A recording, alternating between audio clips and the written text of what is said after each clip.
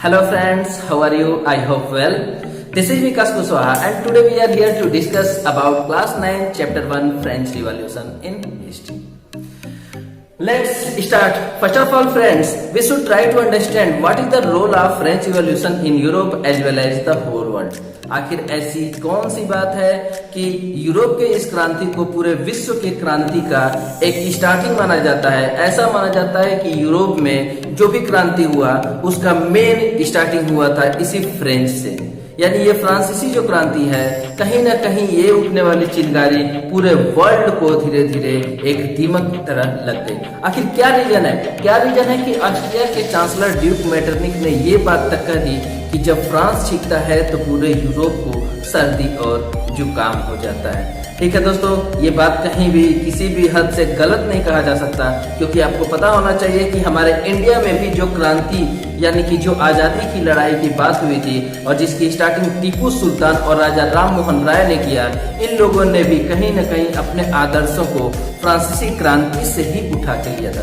जी हाँ दोस्तों, अक्सर ये बात सुनने में भी आता है, कुछ एग्जामिनेशन में भी आता है कि टीपू सुल्तान और राजा राम मोहन राय ने जो आजादी की लड़ाई की बात की थी उन लोगों ने कहाँ से इसे आदर्श के रूप में चुना, तो इसका जवाब है फ्रांसीसी क्रांति। इसी फ्रांसीसी क्रांति की देन है कि जर्मन क्रांति धीरे धीरे वन बाय वन हर यूरोपीय देशों में और बाद में पूरे वर्ल्ड में भी ये एक चिंगारी की तरह धीरे धीरे उठते उठते और एक बहुत अच्छा खासा आग का रूप ले लिया। आइए स्टार्ट करते हैं हम शुरुआत से। सबसे पहले बात करते हैं दोस्तों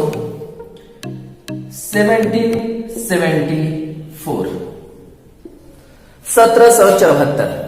ठीक है, 1774 में जब फ्रांस की गद्दी पे किंग लुई 16 जब राजगद्दी पे बैठते हैं, ठीक है, उस समय इनकी एज जो है किंग लुई 16 की एज 20 इयर्स की एज रहती है। और जब फ्रांस की गद्दी पे बैठते हैं तो ऐसे सिचुएशन में इन्हें पता भी नहीं था कि वो फ्रांस की गद्दी धीरे धीरे कितना विकराल रूप लेने वाला है। जब ये राजा बनते हैं तो उसके बाद इनकी शादी होती है ऑस्ट्रिया की राजकुमारी मैरी एंटोनेट से। इनकी शादी होती है ऑस्ट्रिया की राजकुमारी मैरी एंटोनेट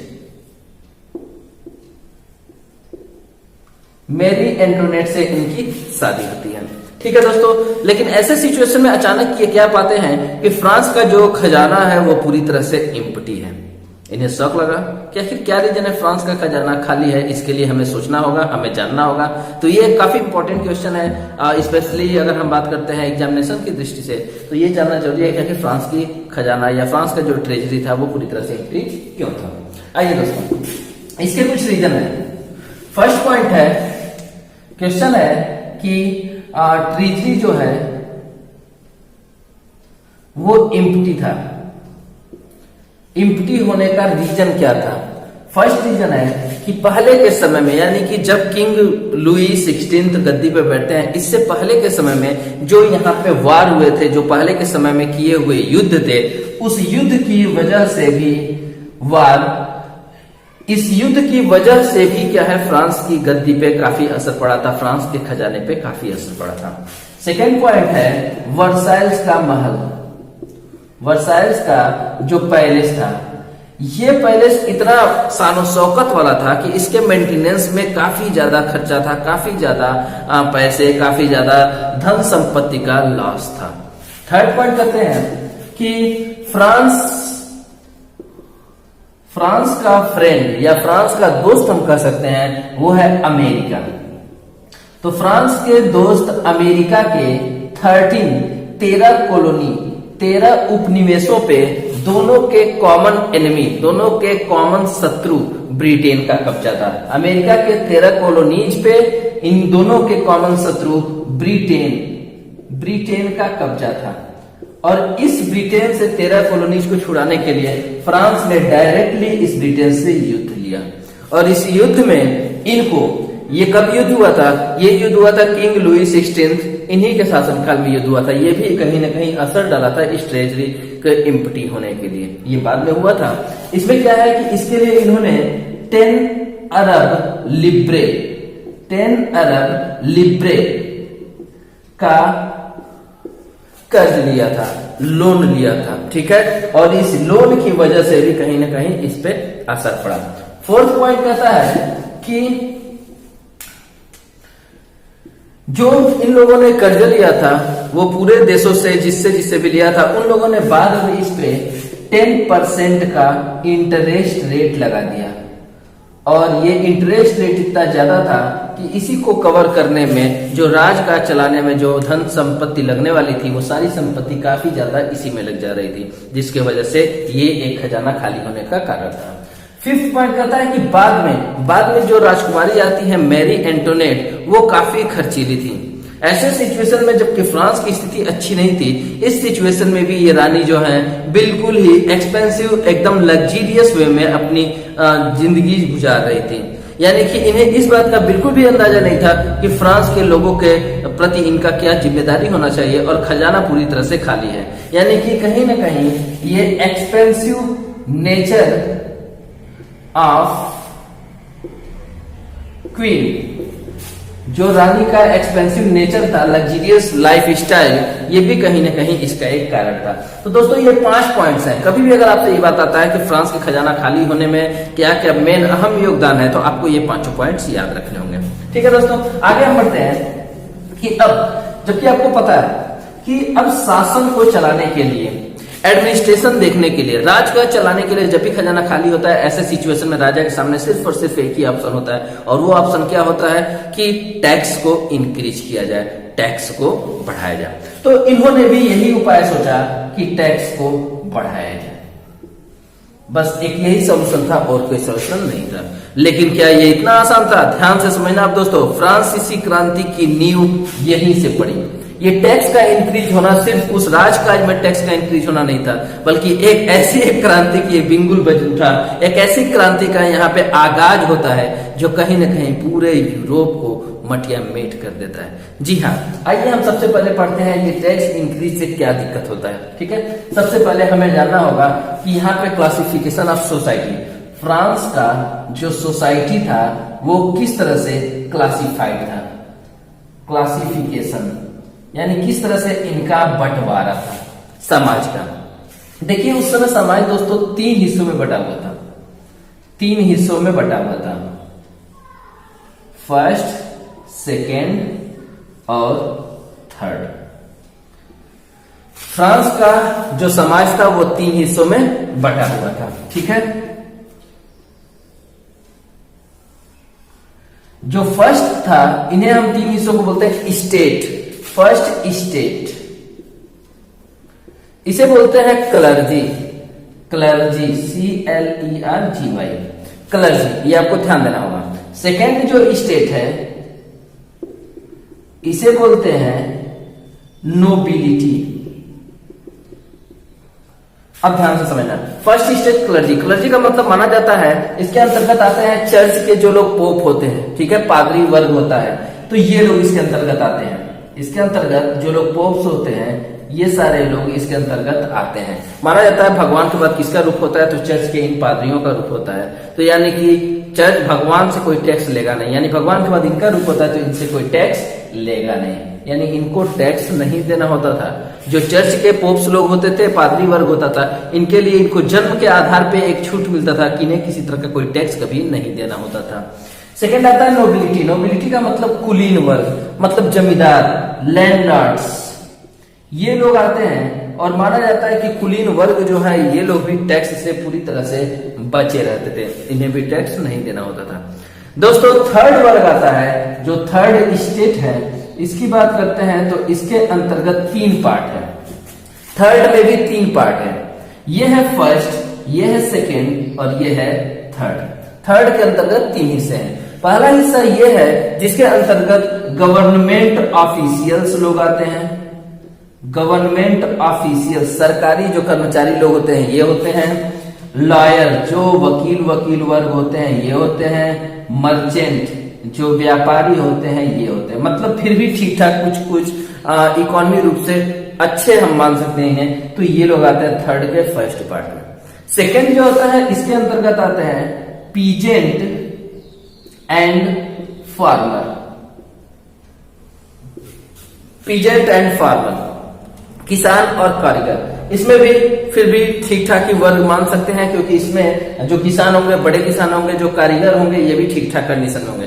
लेकिन जो थर्ड स्टेट था दोस्तों, इसके अंतर्गत बिल्कुल ही गरीब लोग आते हैं, जिसके अंतर्गत आते हैं लैंडलेस फार्मर, ऐसे किसान जिनके पास जमीन नहीं है, सर्वेंट, नौकर, ठीक है, बेगर्स, भिखारी, रिक्शा पुलर, ये सारे लोग जितने भी गरीब वर्ग है वो सब आते हैं थर्ड स्टेट में। और आपको जान के आश्चर्य होगा कि जिनके पास सबसे ज्यादा, दोस्तों इस फ्रांस में 90% का जो पॉपुलेशन है, 90% की जो जनसंख्या है, वो सिर्फ और सिर्फ इन किसानों की है। 90% का जो पॉपुलेशन है वो किसका है? सिर्फ और सिर्फ किसानों का ही है, सिर्फ और सिर्फ किसानों का ही है। लेकिन अगर जमीन की बात करते हैं तो 60% जो जमीन है वो किसके हाथों में है? वो सिर्फ फर्स्ट और सेकंड के हाथ में है। यानी कि जिनको ज्यादा जरूरत है उनके हाथों में जमीन नहीं है, और जमीन जाता है किसके हाथों में? फर्स्ट और सेकंड स्टेट के हाथों में। और ये भी हैरत वाली बात है कि इनको टैक्स देना नहीं होता था। टैक्स किनको देना है? सिर्फ और सिर्फ इनको देना है। ठीक है दोस्तों, इन सब के अलावा ये लोग एक्स्ट्रा टैक्स भी इनसे लेते थे, धर्म के नाम पे, रिलीजन के नाम पे। यानी ये पोप्स वर्ग जो है, जो ये चर्च वाले लोग हैं, ये लोग भी धर्म के नाम पे इनसे एक टैक्स लेते थे, जिन्हें हम टाइड के नाम से जानते हैं।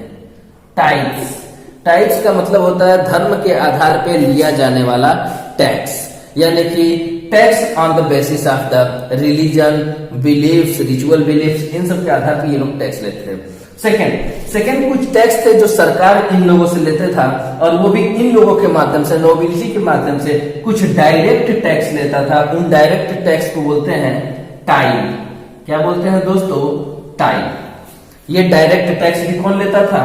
ये नोबिलिटी के माध्यम से इन्हीं से लिया जाता था। और इसके अलावा कुछ इनडायरेक्ट टैक्स भी लिया जाता था। इनडायरेक्ट टैक्स का मतलब जैसे नमक पे हो गया, साल्ट, जैसे तंबाकू पे हो गया, नमक, तंबाकू, इन सब के माध्यम से भी कुछ टैक्स इनसे लिया जाता था, जो इनडायरेक्ट टैक्स होता था, वो भी इन्हीं को देना पड़ता था। ठीक है दोस्तों, यानी हम देख रहे हैं कि जिनके पास सामर्थ्य है उनको टैक्स नहीं देना है, और जिनके पास सामर्थ्य नहीं है सारा टैक्स इन्हीं को देना है। उसके अलावा कुछ एक्स्ट्रा टैक्स भी देना है। ठीक, मान लो थर्ड स्टेट का फर्स्ट और सेकंड वाले तो दे देंगे, लेकिन जो थर्ड है, जिसमें लैंडलेस फार्मर है, जिसके अंतर्गत सर्वेंट है, बेगर्स हैं, ये बेचारे टैक्स कहां से देंगे? ये सबसे बड़ी कंडीशन थी। और अभी ये दिक्कतें चल ही रहा था कि उसके बाद अचानक से राजा ने क्या किया? किंग लुई 16 ने इकोनॉमिक स्थिति को बनाने के लिए, इकोनॉमिक सिचुएशन को मेंटेन करने के लिए टैक्स को अचानक से इंक्रीज कर दिया। अब जब टैक्स बढ़ेगा तो ऐसे में फिर इन लोगों के सामने सबसे बड़ी समस्या आती है। ठीक है दोस्तों, तो अब ऐसे में इन लोगों के अंदर बगावत की एक चिंगारी आनी शुरू हो गई। एक तो टैक्स कोई और दे नहीं रहा, सिर्फ यही दे रहा है, यानी हम ही दे रहे हैं, और ऊपर से उसमें भी टैक्स को इंक्रीज किया जा रहा है। टैक्स जब बढ़ाने की बात तो इन लोगों ने कहा बढ़ाया जाए, इन्होंने भी कहा बढ़ाया जाए। क्यों? क्योंकि इनको तो देना नहीं है। देना किसको है? देना इनको है, और इनके लिए रोजी रोटी की भी समस्या काफी ज्यादा मतलब दिक्कत वाली थी। अब ऐसे में ये टैक्स कैसे दें? ठीक है, सबसे बड़ा मुसीबत तो तब हुआ, यानी एक चिंगारी चल रहा था। ये लोग एक आवाज उठा रहे थे, एक मांग कर रहे थे। ये आवाज किसके द्वारा उठाया जाएगा?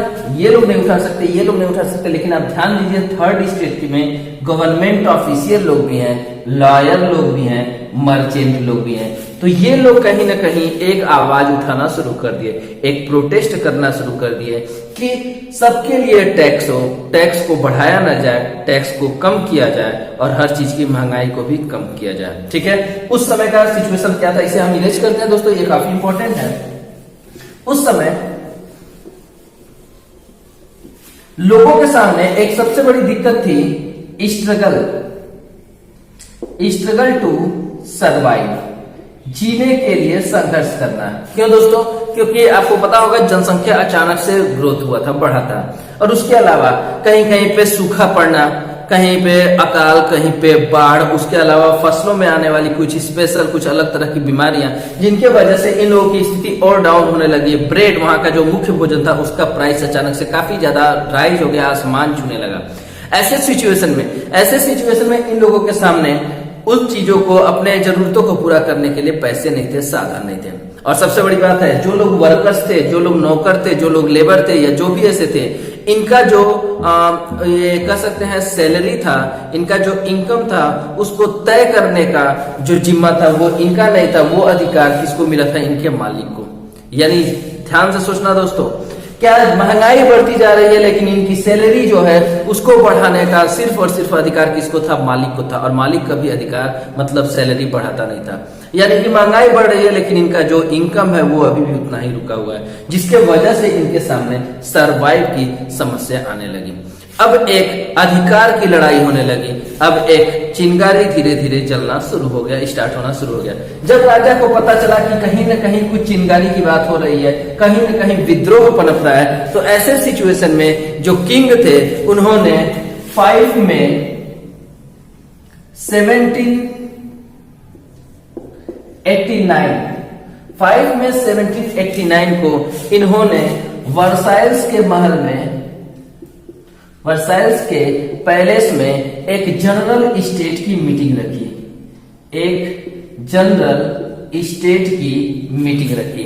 इस मीटिंग में सबको बुलाया जाता है। ये मीटिंग इसीलिए था कि इसमें डिस्कस हो सके कि टैक्स को इंक्रीज करना है कि टैक्स को इंक्रीज नहीं करना है। जब ये मीटिंग वाला दिन आता है, इस मीटिंग के दिन लोगों को बुलाया जाता है। इसमें से 300 पीपुल फर्स्ट स्टेट से बुलाए जाते हैं। 300 लोगों को पहले स्टेट से बुलाया जाता है, 300 लोगों को सेकेंड स्टेट से बुलाया जाता है। सेकेंड स्टेट यानी क्लर्जी से 300 लोगों को, नोबिलिटी से 300 लोगों को, और इन लोगों को इस हाल में, इस वर्साइल के महल में बिल्कुल आगे के कतार में सीट पे बैठने की जगह दी जाती है। दोस्तों, जब थर्ड स्टेट का बात आता है तो इस थर्ड स्टेट में भी सिर्फ फर्स्ट एंड सेकेंड, मतलब ओवरऑल थर्ड स्टेट में से 600 लोगों को बुलाया जाता है। 600 लोगों को, और वो भी कौन लोग होते हैं? जो पढ़े लिखे समझदार वर्ग हैं, यानी वही गवर्नमेंट एम्प्लॉय, लॉयर, या फिर जो पहले और दूसरे वाले, थर्ड स्टेट के जो पहले और दूसरे वर्ग हैं, वही लोग इसके अंतर्गत आते हैं। इनके अलावा महिलाओं, किसानों, पीजेंट्स, फार्मर्स, लेबर, वर्कर, इन सबको इस मीटिंग से दूर रखा गया। उनको इस मीटिंग में आने का कोई अधिकार नहीं था। और ये जो 600 जाते हैं, इनको भी वहां पे बैठने के लिए नहीं पूछा गया, इन्हें भी वहां पे पीछे की साइड में खड़ा रहने को बस दिया गया।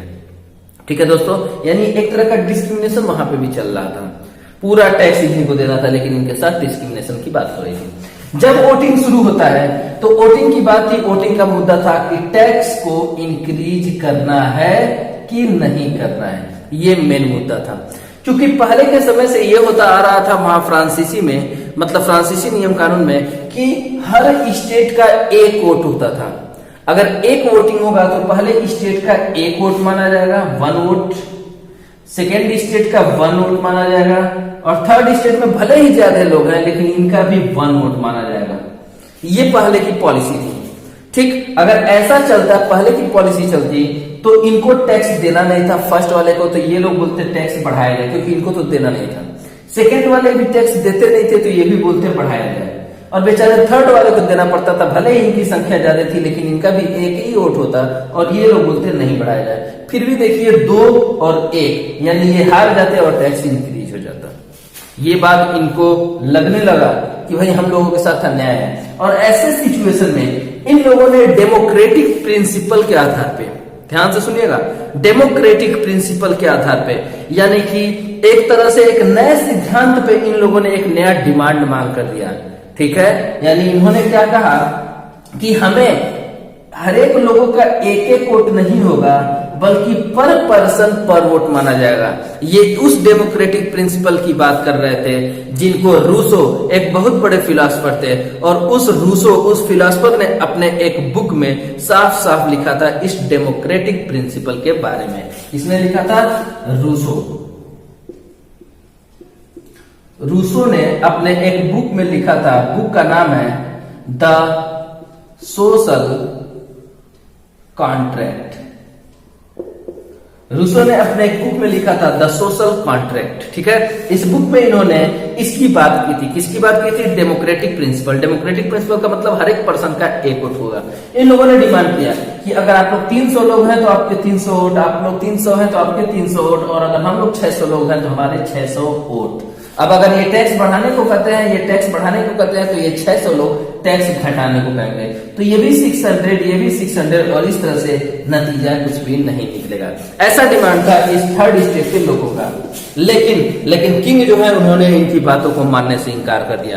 किंग ने कहा कि जैसा रूल रेगुलेशन चलते आ रहा है कि 1 स्टेट का 1 वोट, 1 स्टेट का 1 वोट और 1 स्टेट का 1 वोट, और इसी बात से नाराज होकर ये थर्ड स्टेट के लोग उस मीटिंग से क्या करते हैं, क्विट कर जाते हैं, वहां से निकल जाते हैं और इस जनरल स्टेट की मीटिंग को यहीं पे बर्खास्त कर दिया जाता है। ये लोग उस हॉल को छोड़ के बाहर चले आते हैं और बाहर आके ये लोग बाकी लोगों को यूनाइट करना शुरू कर देते हैं। ठीक है दोस्तों, यूनाइट करते हुए ये 5 मई 1789 की बात थी और लगभग 1.5 मंथ के बाद 20 जून 1789 को फाइनल एक टेनिस के इंडोर कोर्ट में सारे ये थर्ड स्टेट के लोग, थर्ड स्टेट में भी कितने लोग हैं, फर्स्ट, सेकेंड और थर्ड, हमने पहले बता दिया। थर्ड स्टेट में भी 3 वर्ग है, एक है जो गवर्नमेंट ऑफिशियल है, लॉयर्स है, मर्चेंट्स है, सेकंड में वो लोग हैं जो पीजेंट्स एंड फार्मर्स है, थर्ड स्टेट में वो लोग हैं जो लैंडलेस लेबर है, जो बेगर्स हैं, जो सर्वेंट्स हैं। ये लोग मिलके और ये लोग एक टेनिस इंडोर कोर्ट में जुटते हैं और फाइनल एक नेशनल असेंबली का निर्माण करते हैं।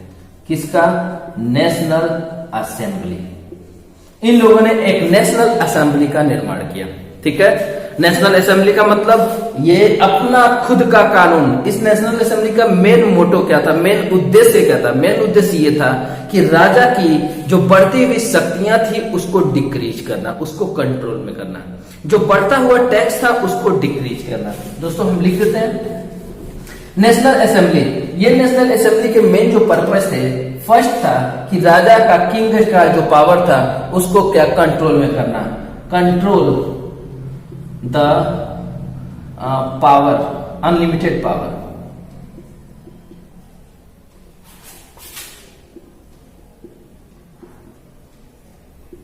Control the unlimited power of king, राजा की बढ़ती हुई शक्तियों को कंट्रोल करना। सेकेंड पॉइंट का था कि एक ऐसा राजकाज चलाना, एक ऐसा एडमिनिस्ट्रेशन सिस्टम चलाना जो कि 3 चीजों के प्रिंसिपल हो, एक आदमी के हाथों में ना हो के वो 3 सिद्धांतों पे बटा हुआ हो। That is known as the legislative, executive and judiciary. इस सिद्धांत पे ये राजकाज चलना। थर्ड इनका पॉइंट क्या था?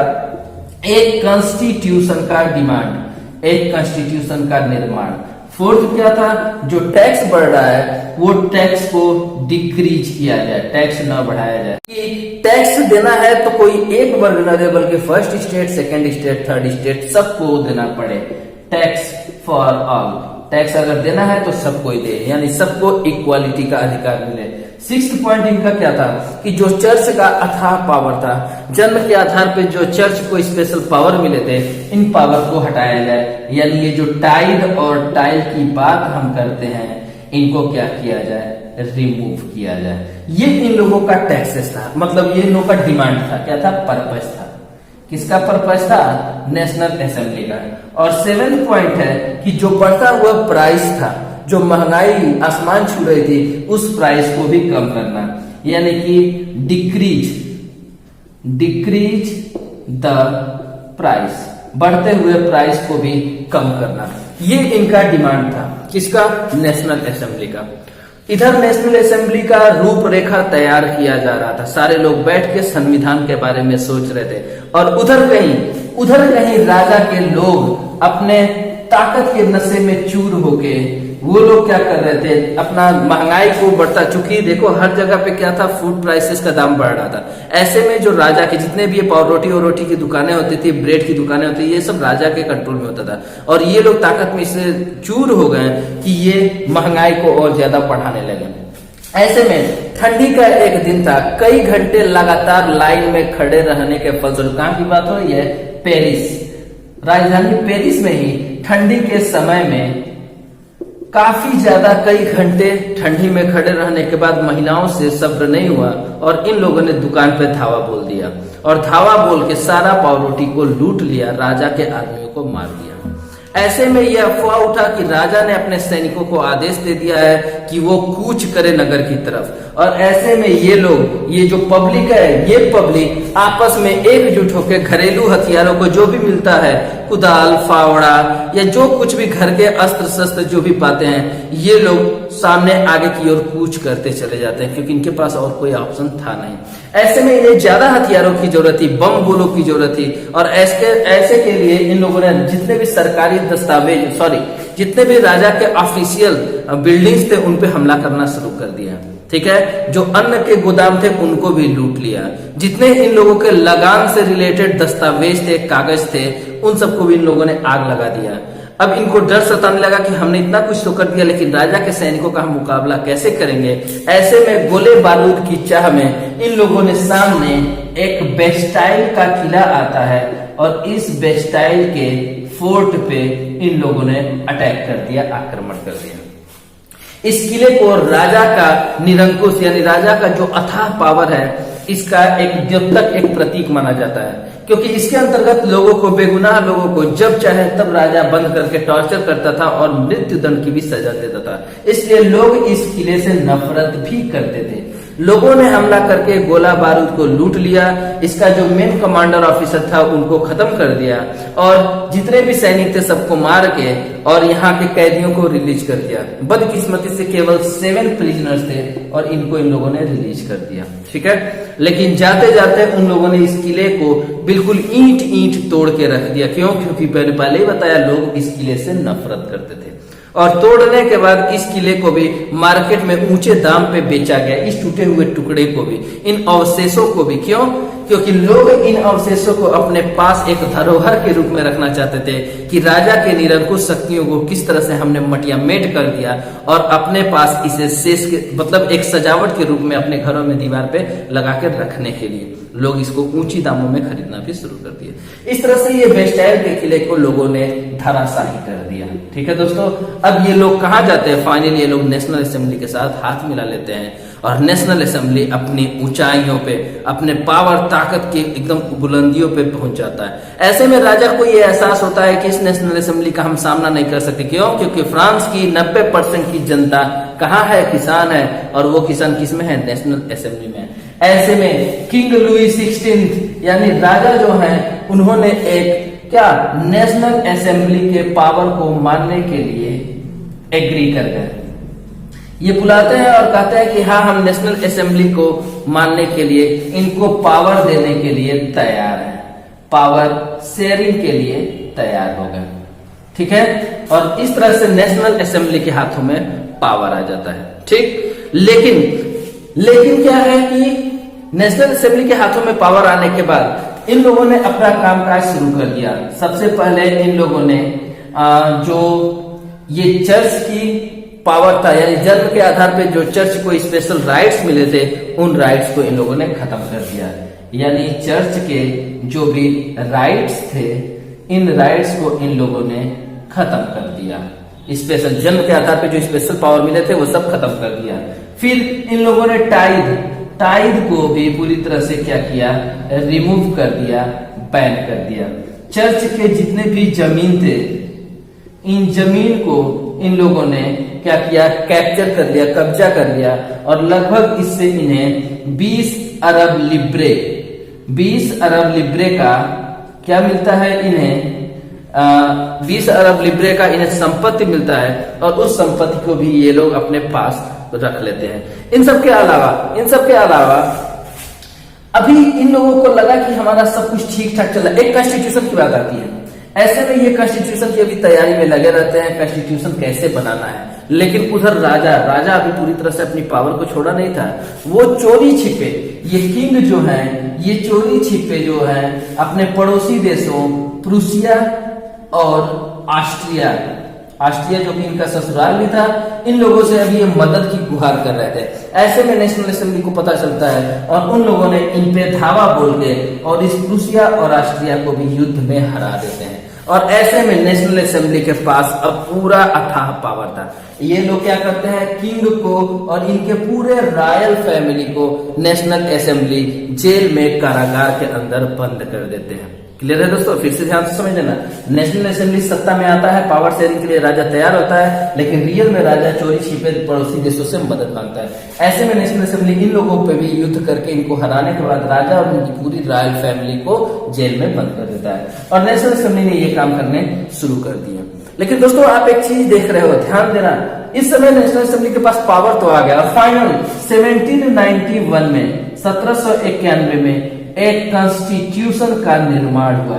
तो ये काफी इंपॉर्टेंट है, अक्सर पूछा जाता है, ये यूपीएससी यूपीपीएससी के एग्जामिनेशन में भी ये सब चीजें पूछी जाती हैं कि कॉन्स्टिट्यूशन, फ्रेंच जो कॉन्स्टिट्यूशन है इसका निर्माण कब हुआ, तो 1791 में हुआ। ठीक है दोस्तों, अब जब ये युद्ध लड़ा जा रहा था रूसिया और ऑस्ट्रिया से, तो इस समय फ्रांसीसी लोगों ने पहली बार अपने राष्ट्रगान नेशनल एंथम को गाया था और उसे हम लोग क्या बोलते हैं, उसे बोलते हैं मार्शल्स। ठीक है, ये इन लोग का राष्ट्रगान है।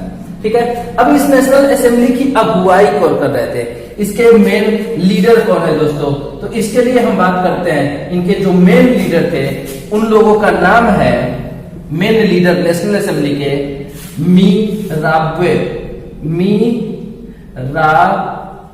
मिराब्वे एंड जो दूसरे हैं उनका नाम है आबे, मिराब्वे एंड आबे।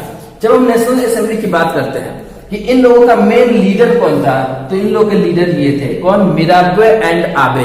ये दो लोग थे, ये लोग मेन इसमें लीडर की भूमिका निभाए थे। ठीक है, अब लगा कि सब कुछ अच्छा से हो जाएगा, सब कुछ काम काज चला जाएगा। अब इनके स्ट्रक्चर के बारे में देखते हैं दोस्तों। नेशनल असेंबली अब पूरी तरह से 3 चीजों पे बेस्ड हो गया। कौन कौन सी 3 चीजें थी, लेजिस्लेटिव, एग्जीक्यूटिव एंड जुडिशरी। ठीक, जुडिशरी दोस्तों, अब हम और आगे बढ़ाते हैं। इसमें क्या आता है कि लेजिस्लेटिव, नियम कानून बनाने के लिए विधायिका, यहाँ पे टोटल 745 मेंबर्स होते हैं, लेकिन ये मेंबर कैंडिडेट कौन लोग खड़े होंगे, वही लोग खड़े होंगे जो लोग हाईएस्ट टैक्स पेयर होंगे। ये दोस्तों क्या है, नेशनल असेंबली है और नेशनल असेंबली किसकी सरकार है, थर्ड स्टेट की। किसकी, थर्ड स्टेट की। और हमने बताया थर्ड स्टेट में तीनों लोग हैं, फर्स्ट, सेकेंड और थर्ड। थर्ड स्टेट में भी अपने 3 लोग हैं। अब देखो लेजिस्लेटिव की बात होती है तो 745 मेंबर, और वो लोग कौन होंगे, जो कि हाईएस्ट टैक्स पेयर होंगे। जो लोग हाईएस्ट टैक्स देने वाले लोग हैं वही 745 मेंबर होंगे। इन लोगों को वोट कौन देगा, इन लोगों को वोट वही लोग देंगे जिन्हें एक्टिव वोटर बोला गया। और एक्टिव वोटर कौन होंगे, जो लोग कम से कम 3 दिन की सैलरी के बराबर टैक्स देंगे। ठीक है, ध्यान से देखना आप। ठीक, और बाकी लोगों को इनएक्टिव बोल दिया गया। बाकी लोगों को इनएक्टिव, किसको, महिलाओं को इनएक्टिव बोला गया। और जो लोग पुअर हैं, जो लोग 3 दिन की सैलरी के बराबर टैक्स नहीं दे पाएंगे, उन लोगों को भी क्या बोल दिया गया, इनएक्टिव बोल दिया गया। तो इस तरह से दोस्तों एक नई हम लड़ाई देखते हैं, यानी कि राजा के पास से मोनार्की सिस्टम खत्म होता है और ये आता है एक डेमोक्रेटिक, हम कह सकते हैं ये सिस्टम आता है। लेकिन इसमें भी कहीं ना कहीं एक बगावत है, एक चिंगारी है। क्यों, क्योंकि थर्ड स्टेट में मैंने पहले ही बताया कि थर्ड स्टेट में भी 3 हिस्सा है। थर्ड स्टेट में भी 3 हिस्सा है, आप यहां पे देख लो। थर्ड स्टेट में भी 3 पार्ट है। पहला जो है जिसमें गवर्नमेंट ऑफिशियल लोग हैं, फर्स्ट वाले में कौन है, गवर्नमेंट ऑफिशियल लोग हैं, लॉयर लोग हैं, ये हैं। ठीक है, सेकेंड वाला जो आता है, सेकेंड वाले में भी कौन लोग हैं, जो लोग क्या हैं, पीजेंट्स एंड फार्मर हैं, यानी ठीक ठाक है। और जो थर्ड वाला आता है, इस थर्ड वाले की हम बात करते हैं, इसमें सब पुअर लोग आते हैं, गरीब लोग आते हैं। तो एक बात बताओ दोस्तों, जो हाईएस्ट टैक्स पेयर होंगे ये भी थर्ड स्टेट के फर्स्ट और सेकेंड वाले लोग हैं, हाईएस्ट टैक्स पेयर 745 मेंबर्स। जो लोग वोटर हैं, एक्टिव वोटर, वो 3 दिन की सैलरी के बराबर टैक्स देंगे, यानी ये लोग भी कौन है, रिच लोग हैं। 3 दिन की सैलरी के बराबर टैक्स कौन देंगे, जो लोग रिच लोग हैं। रिच लोग का मतलब थर्ड स्टेट के पहले और दूसरे लोग। ये बताओ 745 मेंबर जो हाईएस्ट टैक्स पेयर वाले होंगे, ये भी कौन होंगे? जो रिच होंगे, यानी थर्ड स्टेट के फर्स्ट और सेकेंड। यानी अभी भी थर्ड स्टेट का थर्ड वाला जो पार्ट था, जिसमें हमने बताया किसको, जो लोग कौन है, लैंडलेस लेबर है, जो लोग सर्वेंट्स हैं, जो लोग बेगर हैं, जो लोग बहुत ही गरीब हैं, इन लोगों को अभी भी कोई भी सुविधा इस पूरे नेशनल असेंबली के गवर्नमेंट में इनका कोई रोल नहीं आया। और मैंने पहले ही बताया कि 90% पॉपुलेशन जो है उसमें काफी ज्यादा रोल इन्हीं लोगों का है, लेकिन इनको कहीं भी इसमें अधिकार नहीं मिला। और तो मेन इन लोगों का पर्पस क्या था? टैक्स को डिक्रीज करना, महंगाई को गिराना। लेकिन सत्ता के नशे में आने के बाद, सत्ता के नशे में चूरी है नेशनल असेंबली, इन्होंने कॉन्स्टिट्यूशन बना दिया, चर्च के पावर को कम कर दिया, राजशाही सिस्टम को खत्म कर दिया। लेकिन न तो इन लोगों ने टैक्स को डिक्रीज करने की कहीं बात कही और न ही बढ़ते हुए महंगाई को रोकने की कहीं बात कही। ऐसे में इन लोगों का जो दुख दर्द था, जो स्ट्रगल टू सर्वाइव था, अभी भी थर्ड स्टेट का थर्ड जो पार्ट था, स्ट्रगल टू सर्वाइव, अभी भी जूझ रहा था। यानी इनको एहसास हुआ कि कहीं ना कहीं इनके साथ कुछ गलत हुआ है, कहीं ना कहीं इनके साथ कुछ धोखा हुआ है। ठीक है, यानी नेशनल असेंबली के हाथ में पावर आने के बाद भी थर्ड स्टेट का थर्ड पार्ट इससे खुश नहीं था और इन लोगों के अंदर अभी भी एक चिंगारी चल रही थी। तो दोस्तों आज बस इतना ही, यह फर्स्ट पार्ट था और उम्मीद है कि आपको जितना अब तक मैंने समझाया ये सब कुछ भली भांति समझ में आया होगा। तो बाकी इसके आगे थर्ड स्टेट का थर्ड पार्ट जो है, इनके मन में भी चिंगारी उठना शुरू हो गया कि लड़ाई में हम लोगों ने भी योगदान किया, लेकिन ये जो नेशनल असेंबली का पावर बना है, इसमें जो सरकार बन रही है वो भी हाईएस्ट टैक्स पेयर यानी अमीर लोग हैं, और जो वोट दे रहे हैं वो भी हाईएस्ट, मतलब 3 दिन की सैलरी के बराबर टैक्स यानी अमीर लोग हैं। यानी थर्ड स्टेट का फर्स्ट पार्ट जिसमें गवर्नमेंट ऑफिशियल, लॉयर्स, मर्चेंट्स ये लोग थे और पीजेंट्स एंड फार्मर्स ये लोग थे। ठीक है, तो अभी भी उन्हीं के हाथों में पावर है। और जो लैंडलेस लेबर है, जो लैंडलेस फार्मर है, जो लोग जिनके पास कुछ भी पैसा नहीं है, सर्वेंट्स है, बेगर है, ये लोग अभी भी यहाँ पे भूखमरी की कगार पे थे। तो इन लोगों के अंदर भी कहीं ना कहीं बगावत चालू हो चुकी थी। ठीक है, अब आगे क्या होता है, पावर का फिर से ट्रांसमिशन, पावर फिर से चेंज होता है। अब ये सब हम सेकेंड पार्ट में आपको एक्सप्लेन करके समझाएंगे। ठीक है दोस्तों, अगर आपको ये पूरा सब कुछ जितना भी मैंने समझाया अगर अच्छे से भली बात समझ में आया होगा तो प्लीज लाइक कीजिए, कमेंट कीजिए, शेयर कीजिए, और जिन लोगों ने सब्सक्राइब नहीं किया प्लीज सब्सक्राइब करके सामने जो बेल आइकन है उसको जरूर दबाएं, ताकि आगे आने वाले सेकंड पार्ट का भी नोटिफिकेशन आपको सही सलामत मिलता रहे। ठीक है दोस्तों, थैंक यू सो मच।